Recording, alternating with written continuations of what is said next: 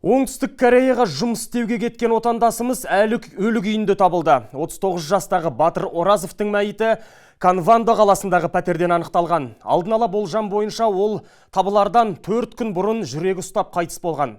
Шетелге нәпақа табу үшін кеткен азаматтың артында кәмелет жасына толмаған ұлы мен қызы әйелі қалды. Жесір қалған жұбайының айтуынша күйеуі Кореяға кеткелі 4 жылдан бері үйіне келмеген. Сөзінше жарының жүрегі анасының өліміне шыдамаған.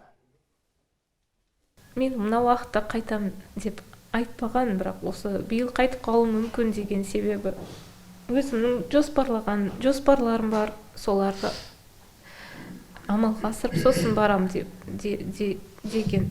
Мен ойлаймын, оны сол анасының осындай ауыр халге түскенін естіп жүру оған алыста қиын болған шығар деп ойлаймын.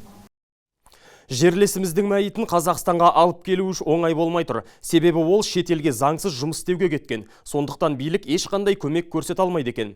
Қайырымдылық қоры Кореядан отандасымызды туған жеріне алып келу үшін 3,5 миллион теңге керек дейді.